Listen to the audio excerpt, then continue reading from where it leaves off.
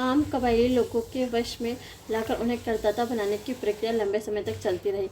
ऐसे कई अनुष्ठान होते थे जो दुर्लभ लोग विश्व लोगों को राजा अथवा अन्य निकट बंधुओं के वश में लाने की कामना से किए जाते थे। यह अनुष्ठान उन्हीं पुरोहित के द्वारा कराया जाता था जो स्वयं राजा या वेश्यों को खसोट कर मोटे हुए थे। ऊपर के 3 वर्णों की समान विशेषता यह थी कि उपनयन संस्कार के अधिकारी थे, अर्थात वे वैदिक मंत्रों के साथ जनेऊ का धारण अनुष्ठान कर सकते थे। चौथा वर्ण उपनयन संस्कार का अधिकारी नहीं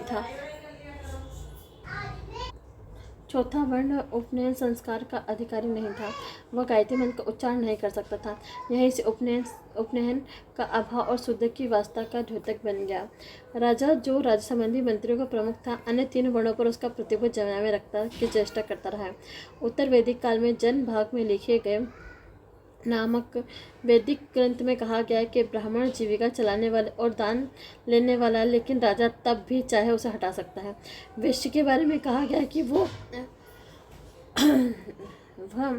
राजस्व का देनदार है और राजा जब चाहे उसका दमन कर सकता है। सबसे बुरी स्थिति शूद्रों की थी। शूद्र को अन्य वर्णों का सेवक बताया गया है। वह दूसरे की इच्छा के अनुसार काम करने वाला और मार खाने वाला है। सामान्यतः उत्तर वैदिक ग्रंथों में 3 उच्च वर्णों और शूद्रों के बीच विभाजक रेखा देखने को मिलती है। फिर भी राज्य अभिषेक संबंधी ऐसे कई सार्वजनिक अनुष्ठान होते हैं जिनमें शूद्र शायद मूल आर्य जाति कबीला के बच्चे व सदस्यों की हैसियत से भाग लेते थे। शिल्पियों में रथकार आदि जैसे कुछ वर्गों का ऊंचा स्थान था। उन्हें यज्ञोपवीत रहने का अधिकार प्राप्त था। इस प्रकार दिखाई देता है कि उत्तर वैदिक काल में वर्ण भेद अधिक प्रखर नहीं हुआ था। परिवार स्तर पर हम देखते हैं कि पिता का अधिकार बढ़ता गया। वह अपने पुत्र को उत्तर अधिकार से वंचित कर सकता था। राज परिवार में ज्येष्ठ अधिकार का प्रश्न प्रबल होता गया। पूर्व पुरुषों की पूजा होने लगे। स्त्रियों के दर्जा समानता गिरा। यद्यपि कुछ महिलाओं ने शास्त्रों में भाग लिया, कुछ रानी पति के साथ राज्याभिषेक अनुष्ठानों में रही। समानता स्त्रियों के स्थान पर पुरुषों के नीचे और अधीनस्थ माने जाने लगा। उत्तर वैदिक काल में गोत्र प्रथा स्थापित हुई। गोत्र शब्द का अर्थ है गोवष्टि, जहाँ वह स्थान जहाँ पर समूचे कुल का गोधन पाला जाता था। परंतु बाद में इसका एक ही मूल पुरुष से उत्पन्न लोगों के समुदाय से हो गया। फिर गोत्र के बाहर करने की प्रथा चल पड़ी। तदनुसार एक ही गोत्र या मूल पुरुष वाले लोगों के बीच आपस में विवाह निषिद्ध हो गया। वैदिक काल में आश्रम अर्थात जीवन के 4 चरण सुस्पष्ट नहीं हुए। वैदिकोत्तर काल में ग्रंथों में हमें 4 आश्रम स्पष्ट दिखाई देते हैं: ब्रह्मचर्य या छात्रावस्था, गृहस्थ या गृहस्थावस्था, वानप्रस्थ या वानप्रस्थता, संन्यास या सांसारिक जीवन से वितरित रहने की अवस्था। उत्तर वैदिक ग्रंथों में आदि में केवल 3 आश्रमों का उल्लेख है। अंतिम और चतुर्थ आश्रम उत्तर वैदिक काल में सुप्रतिष्ठित नहीं हुआ है। हालांकि संन्यास अज्ञात नहीं है। वैदिकोत्तर काल में भी केवल गृहस्थ आश्रम सभी वर्णों में समानता प्रतीक था। देवता अनुष्ठान और दर्शन उत्तर वैदिक काल में उत्तरी दोआब ब्राह्मणों के प्रभाव में आर्य संस्कृति का केंद्र स्थल बन गया। लगता है सारा उत्तर वैदिक साहित्य कुरु पंचालों के इसी प्रदेश में विकसित हुआ। यज्ञ इस संस्कृति का मूल था। यज्ञ के साथ साथ अनेकान अनुष्ठान मंत्र विधियाँ प्रचलित हुई। देवता में 2 बड़े देवता इंद्र और अग्नि अब उतने प्रमुख नहीं रहे। इनकी जगह उत्तर वैदिक वेद मंडल में सृजन के देवता प्रजापति को सर्वोच्च स्थान मिला। ऋग्वैदिक काल में कुछ अन्य गौण देवता भी प्रमुख है। पशुओं के देवता रुद्र ने उत्तर वैदिक काल में महत्ता पाई। विष्णु को लोग अपना पालक और रक्षक मानने लगे। जो लोग ऋग्वैदिक काल में अपने अर्ध खाना बदोशी जीवन को छोड़कर स्थायी रूप से बच गए। इसके अलावा देवता के प्रतीक के रूप में कुछ वस्तुओं की पूजा भी प्रसिद्ध हुई। उत्तर वैदिक काल में मूर्ति पूजा के प्रारंभ में कुछ आभास मिलने लगता है। चूंकि समाज ब्रह्म, राजन, वैश्य, शूद्र इन 4 वर्णों में भक्त हो गया था, इसलिए कुछ वर्णों में अपने देवता भी हो गए। पुरुषन जो पशुओं की रक्षा करने वाला माना जाता था, शूद्रों का देवता हो गया। हालांकि ऋग्वेद युग में पशुपालन सारी आर्य जाति का मुख्य व्यवसाय था। देवताओं की आराधना के जो भौतिक उद्देश्य पूर्व में थे, वे भी इसी काल में भी रहे, लेकिन आराधना की रीति में महान अंतर आया। स्तुति पाठ पहले की तरह चलते रहे, लेकिन वे देवताओं को प्रसन्न करने की प्रमुख नीति नहीं रहे। प्रत्युत यज्ञ करना कहीं अधिक महत्वपूर्ण हो गया था। यज्ञ के सार्वजनिक और घरेलू दोनों रूप प्रचलित हुए। सार्वजनिक यज्ञ राजा अपनी सारी प्रजा के साथ करता था। राजा और प्रजा में अक्सर एक ही कबीले के लोग रहते थे। निजी यज्ञ अलग अलग व्यक्ति अपने अपने घर में करते थे, क्योंकि इस काल में वैदिक लोग स्थायी निवासों में रहते थे और उनके नियमित कुटुंब होते थे। घर का प्रत्येक व्यक्ति अग्नि में आहुति देता था। ऐसा प्रत्येक कर्म अनुष्ठान या यज्ञ के रूप में धारण कर लेता था। यज्ञ में बड़े पैमाने पर पशु बलि दी जाती थी। खास तौर पर पशुधन का हाश होता था। अतिथि गोधन कहलाते थे, क्योंकि उन्हें गोमांस खिलाया जाता था। यज्ञों में कर्म के साथ मंत्र पढ़े जाते थे। यज्ञकर्ताओं को इन मंत्रों का उच्चारण बड़ी सतर्कता से करना पड़ता होता था। यज्ञ करने वाला यजमान कहलाता था। यज्ञ का फल बहुत कुछ इस पर निर्भर माना जाता था कि यज्ञ में मंत्रों का उच्चारण कितनी शुद्धता से किया गया है।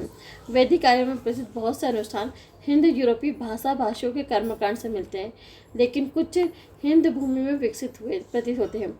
इन सारे मंत्रों और यज्ञों का सृजन, अंगीकरण, विस्तारण पुरोहितों ने किया, जो ब्राह्मण कहलाते थे।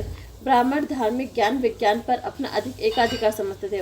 उन्होंने बहुत सारे अनुष्ठानों को चलाया, जिसमें कुछ आर्योत्तर लोगों ने भी किए। इतने सारे अनुष्ठानों को चलाने और उनको विस्तृत करने का क्या कारण रहा होगा, यह पता नहीं था, लेकिन इस संभावना से इनकार नहीं किया जा सकता कि इसके पीछे धन लोलुपता की भावना रही होगी। कहा जाता है कि राजस्व यज्ञ कराने वाले पुरोहित को दक्षिणा में 2,40,000 गाय मिलती थी। यज्ञ की दक्षिणा में सामान्यतः गाय दासा तो दी ही जाती थी, साथ साथ में सोना, कपड़ा, घोड़े भी दिए जाते थे। कभी कभी पुरोहित दक्षिणा में राज्य का कुछ भाग भी मांग लेते थे, किंतु यज्ञ की दक्षिणा में भूमि को दिया जाना उत्तर वैदिक काल में प्रचलित नहीं हुआ था। शतपथ ब्राह्मण में कहा गया है कि अश्वमेध यज्ञ में पुरोहित को उत्तर, दक्षिण और पूर्व पश्चिम चारों दिशाएं में देनी थी। यदि वास्तव में ऐसा हो तो राजा के पास क्या बचेगा। अंततः इसका यही अर्थ लगाया जा सकता है कि पुरोहित जहाँ तक संभव हो अधिक से अधिक भूमि हड़पना चाहते थे, परंतु यथार्थ में भूमि अधिक मात्रा में ब्राह्मणों के हाथ नहीं आई गई। एक जगह इस बात का उल्लेख है कि भूमि जब ब्राह्मणों को दी जाने लगी तो उसमें ब्राह्मणों के हाथ जाना अस्वीकार कर दिया। वैदिक काल में के अंतिम दौर में पुरोहितों के प्रभुत्व के विरुद्ध यज्ञ और कर्म कांडों के विरुद्ध प्रबल प्रतिक्रिया शुरू हुई। यह प्रतिक्रिया पांचालों और विदेह के रूप में विशेष कर दी गई, जहाँ 600 ईस्वी पूर्व के आसपास उपनिषदों का संकलन हुआ था। इन दार्शनिक ग्रंथों में कर्मकांड की निंदा की गई और यथार्थ विश्वास और ज्ञान को महत्व दिया गया। उपनिषदों में कहा गया है कि आत्मा का ज्ञान प्राप्त करना चाहिए और ब्रह्म के साथ आत्मा का संबंध ठीक से जानना चाहिए। तत्कालीन शक्तिशाली राजाओं ने ब्रह्म की परिक्रमा परम सत्ता के रूप में की। पांचाल और विदेह के कई क्षत्रिय राजाओं ने इस प्रकार के चिंतन को अपनाया और ब्राह्मण धर्म में सुधार लाने के लिए उपयुक्त वातावरण बनाया। उनके उपदेशों में स्थायित्व और अखंडता की भावना को बल मिला। आत्मा अपरित्वादी, अनिवासी, अमर है, इस बात पर बल देने के लिए उस स्थायित्व की भावना को बल मिला जिसका अत्यधिक आवश्यकता क्षत्रिय शासकों के अधीन उद्दीमान राजसत्ता को थी। आत्मा और परमात्मा ब्रह्म के बीच की भावना प्रजा में राजा की प्रति भक्ति जगी। उत्तर वैदिक काल में कई महत्वपूर्ण परिवर्तन हुए। प्रादेशिक राज्यों की शुरुआत हुई। युद्ध केवल पशुओं को हथियाने के लिए नहीं बल्कि राज्य क्षेत्र पर कब्जा करने वाले के लिए होने लगे। कौरवों पांडवों के बीच प्रख्यात महाभारत युद्ध इसी काल की स्थिति का प्रतिबिंब माना जा सकता है। आरंभिक वैदिक कालीन का प्रधान पशुशाली समाज अब कृषि प्रधान हो गया। पूर्व के कबायली पशुपालक अब किसान बन गए। बार बार राजस्व या नजराना देकर अपने राजा का भरण पोषण करने में समर्थ हो गए।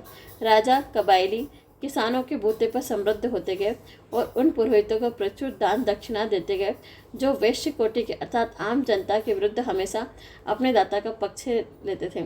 शुद्ध इस काल में भी छोटा सेवक वर्ग बना रहा। कबायली समाज टूटकर वर्णों में विभक्त नया समाज बन गया, किंतु वर्ण मूलक भेदभावों पर अत्यधिक बल नहीं दिया जा सका। ब्राह्मणों के सहयोग के बावजूद राजन ने यह क्षत्रिय राजतंत्र की स्थापना नहीं कर पाए थे। तब तक कोई भी राज्य कैसे चल सकता था कि जब तक कोई नियमित कर प्रणाली ना हो, वेतन भोगी सेना ना हो। सेना करों के भरोसे ही रखी जा सकती थी, परंतु खेती के प्रचलित तरीके में पर्याप्त कर और राजस्व उगाने की गुंजाइश नहीं थी।